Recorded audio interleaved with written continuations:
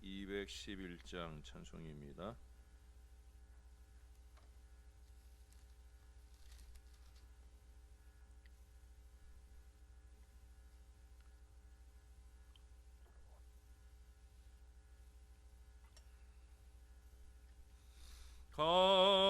값비싼 향유를 주께 드린 막달라 마리아 본받아서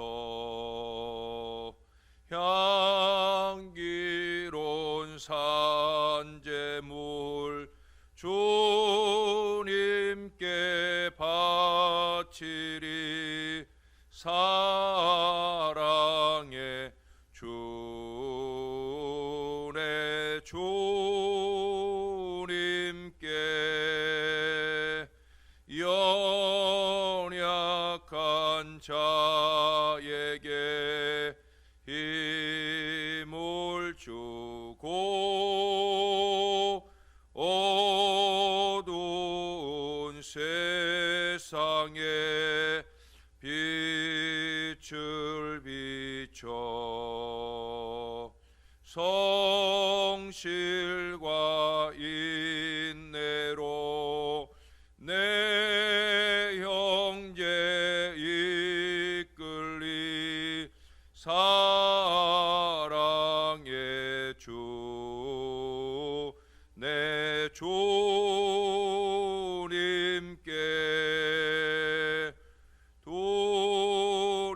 두려운 마음에 소망 주고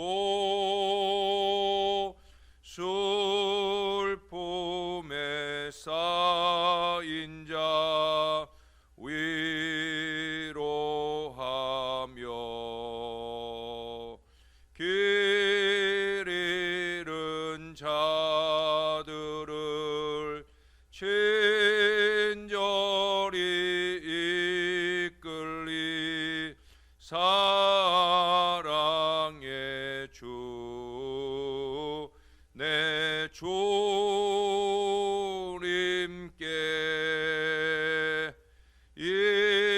인생의 황홀이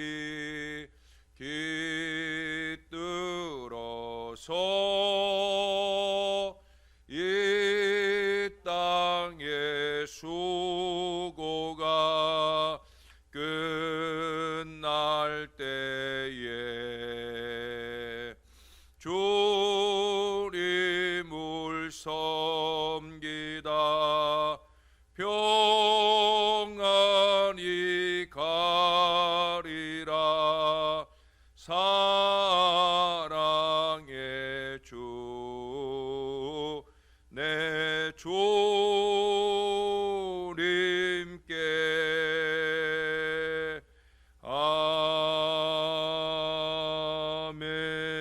아멘. 그 다음 찬송 한 장 더 합니다. 212장 찬송입니다. 겸손히 주를 섬길 때 괴로운 일이 많으나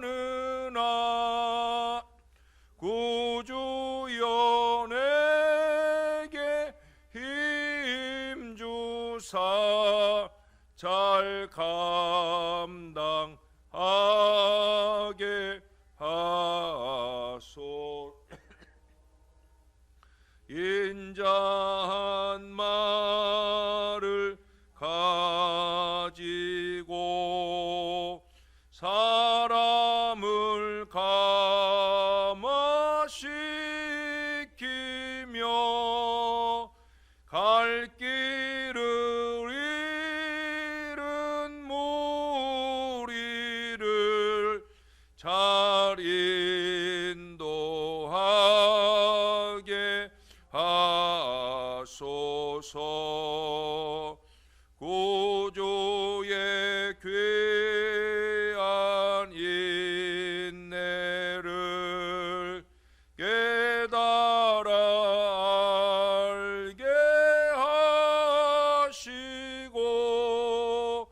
굳건한 믿음 주셔서 늘 승리하게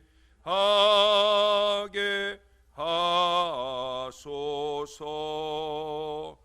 장래의 영광 비추사 소망이 되게 하시며 구주와 함께 살면서 참 평강 얻게 하소서.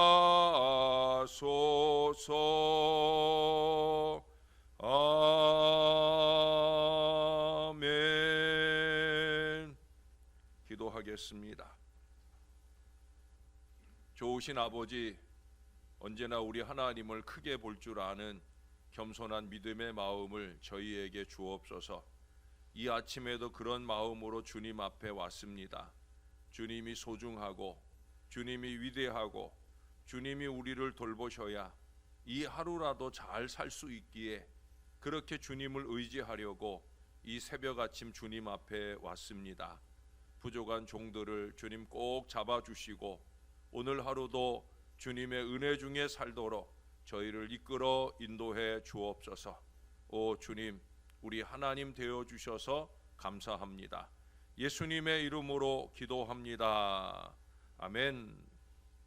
오늘도 예레미야 49장, 오늘은 7절 말씀부터 봅니다. 7절에서 22절까지 오늘의 말씀입니다. 7절 말씀입니다. 에돔에 대한 말씀이라. 만군의 여호와께서 이와 같이 말씀하시되, 대만에 다시는 지혜가 없게 되었느냐? 명철한 자에게 책략이 끊어졌느냐? 그들의 지혜가 없어졌느냐? 드단 주민아, 돌이켜 도망할지어다. 깊은 곳에 숨을지어다. 내가 에서의 재난을 그에게 닥치게 하여 그를 벌할 때가 이르게 하리로다. 포도를 거두는 자들이 내게 이르면 약간의 열매도 남기지 아니하겠고, 밤에 도둑이 오면 그 욕심이 자기까지 멸하느니라. 그러나 내가 에서의 옷을 벗겨 그 숨은 곳이 드러나게 하였나니 그가 그 몸을 숨길 수 없을 것이라. 그 자손과 형제와 이웃이 멸망하였은즉 그가 없어졌느니라. 내 고아들을 버려도 내가 그들을 살리리라. 내 과부들은 나를 의지할 것이니라. 여호와께서 이와 같이 말씀하시니라. 보라, 술자를 마시는 습관이 없는 자도 반드시 마시겠거든. 네가 형벌을 온전히 면하겠느냐? 면하지 못하리니 너는 반드시 마시리라. 여호와의 말씀이니라. 내가 나를 두고 맹세하노니 보스라가 놀램과 치욕거리와 황폐함과 저주거리가 될 것이요 그 모든 성읍이 영원히 황폐하리라 하시니라. 내가 여호와에게서부터 옳은 소식을 들었노라. 사절을 여러 나라 가운데 보내어 이르시되, 너희는 모여와서 그를 치며 일어나서 싸우라. 보라, 내가 너를 여러 나라 가운데에서 작아지게 하였고 사람들 가운데에서 멸시를 받게 하였느니라.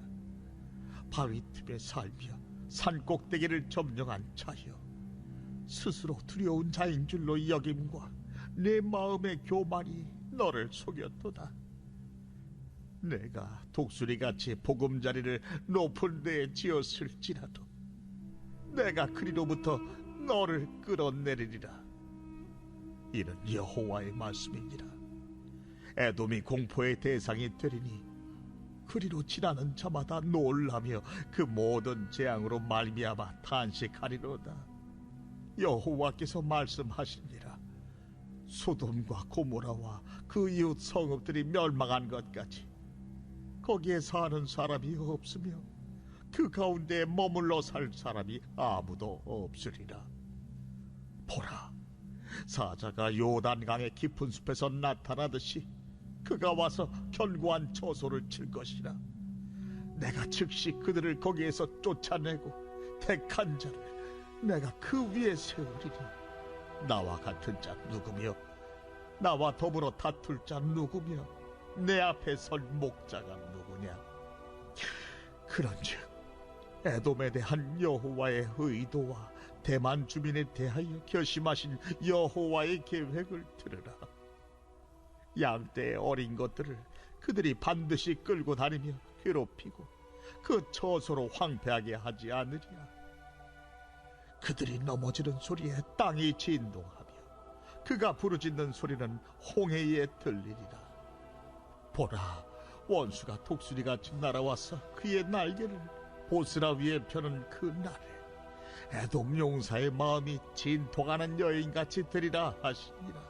아멘. 이스라엘 지도를 보면 이 요단강이 쭉 흘러내려오고 그 아래로 이렇게 사해가 있습니다. 주로 이제 왼편 쪽으로 이스라엘이 주로 형성이 돼 있고요. 물론 이제 출애굽한 초기에는 오른쪽 편에도 가시나 루우벤이나 므낫세 반지파가 점령하던 자리가 있었는데, 나중에는 이제 이 가시나 므낫세 반지파가 있던 지역이 이제 세 나라에 의해서 빼앗기게 되어집니다. 물론 이제 그 나라들이 원래 거기 애굽으로 가 있는 동안에 이제 거기 잔존해 있었던 사람들일 수도 있어요. 밀려났다가 다시 이제 회복한 자리일 수도 있는데, 어떻든 어제도 말씀드린 대로 그 요단강과 사해 오른쪽으로 세 나라가 있어요. 제일 위에가 이제 어제 보았던 암몬이라는 나라가 있고요. 그 아래쪽으로 그 앞에 48장에 나오는 모압이라는 나라가 있고, 그리고 이제 제일 밑에 바로 오늘 우리가 보게 되는 이 에돔이라고 하는 나라가 있습니다. 이 에돔에 대한 예언이 이제 오늘 말씀이에요. 에돔은 그 시조가 에서입니다. 에서, 야곱의 쌍둥이 형 에서가 시조입니다. 이삭의 큰아들이었죠. 10절에서도 보면 그런 말씀이 있죠. 10절에 내가 에서의 옷을 벗겨 그 숨은 곳이 드러나게 하였나니 라고 말씀하듯이 에서는 붉은 몸 색깔을 띠고 태어났어요. 그래서 붉다라는 의미의 에서로, 또 나중에 그 족속은 에돔 족속으로 그렇게 이름을 갖게 되어집니다. 공교롭게도 그는 그 붉은 팥죽에 자기의 장자권을 동생 야곱에게 팔아버림으로 그 경솔한 행동 때문에 하나님의 축복에서 제외됩니다. 어찌 보면 하나님의 축복을 가볍게 생각한 거지요. 그건 그의 착각에서 나온 행동입니다. 뭐 계약서도 없이 말로서 하는 약속인데, 또 아무리 팔았어도 난 여전히 큰아들이고 야곱의 형인데 뭐 별일 있겠느냐 하는 이 어리석은 착각, 또 설사 아버지에게서 야곱에게 장자 상속이 되더라도 아버지 죽고 나면 내가 힘으로 빼앗지 뭐 하는 이런 어리석은 착각을 하게 된 거예요. 그러나 그의 그 착각에서 깨어날 때 그는 땅을 치고 가슴을 치게 되어집니다. 하나님의 축복을 가볍게 착각하면 여러분 절대 안 됩니다. 하나님이 축복하셔야만, 하나님이 손을 대주셔야만, 하나님이 은혜를 베풀어 주셔야만 되어지는 거예요. 그래서 우리가 기도하는 거지요. 이 새벽 아침에 오는 이유도 바로 거기에 있는 거 아니겠습니까? 여러분, 에서는 이방 여인들을 아내로 맞이하여 이삭과 리브가의 마음에 근심이 되었다라는 말씀이 나와요. 나중에 야곱이 외삼촌에게로 도망간 뒤에 그는 자기 아내들이 이삭을 기쁘게 못한다 생각해서 그들 외에 새로 아내를 맞이하는데, 또 역시 이방 여인을 아내로 맞이해요. 그는 본질을 착각하고 있는 어리석은 사람이에요. 사람의 문제가 아니라 신앙의 문제라는 사실을 모르고 있다라고 하는 거예요. 지난 주일에도 가정의 본질이나 신앙의 본질이나 교회의 본질을 말씀했는데, 이 본질을 착각하게 되면 비본질에 매달려서 근본적인 해결을 이루어가지 못한다라고 하는 거예요.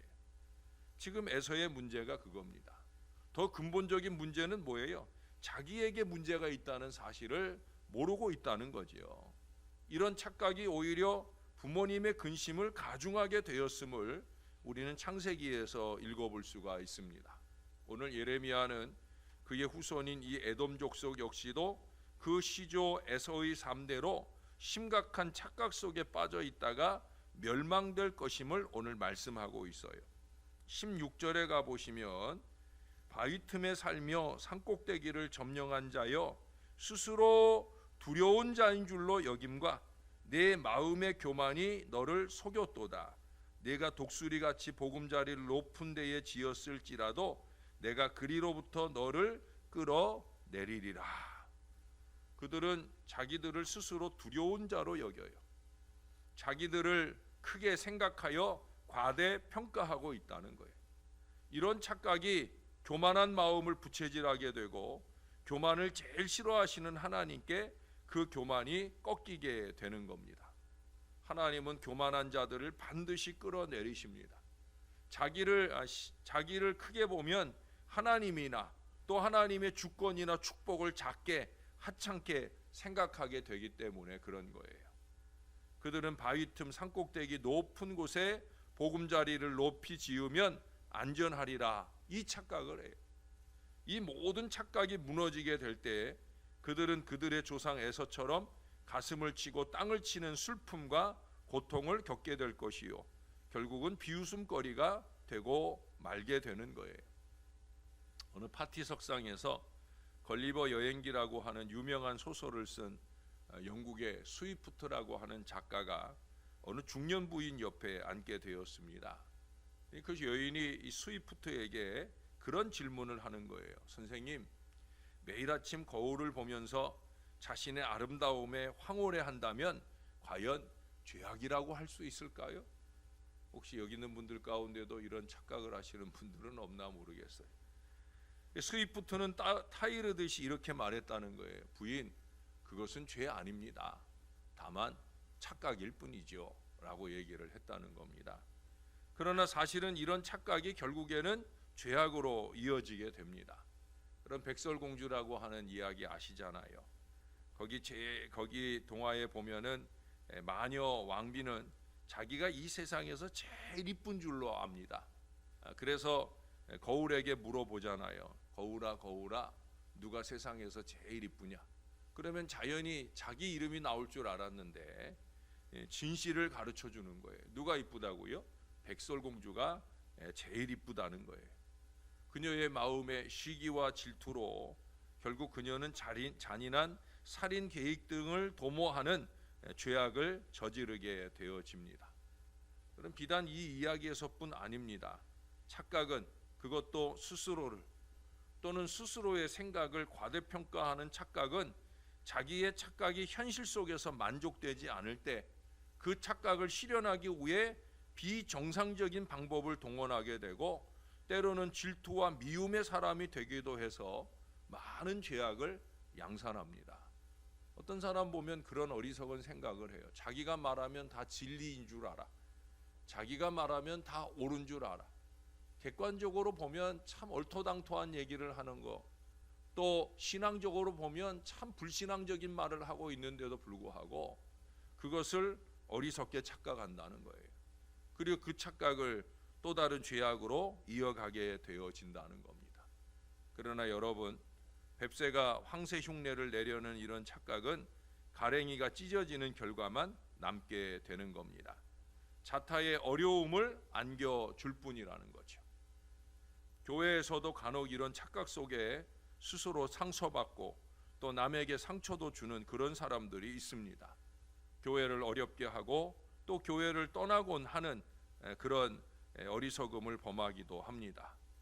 여러분, 우리가 하나님의 백성인 우리 자신을 과소평가해서도 안 됩니다만, 내가 하나님의 자녀다 라는 사실을 놓치고 사는 과소평가의 인생이 되어서도 안 되지만, 하나님의 백성의 으뜸된 덕목인 이 겸손을 버리고 교만으로 스스로를 과대평가하는 착각을 범해서는 더더욱더 안 된다는 거예요.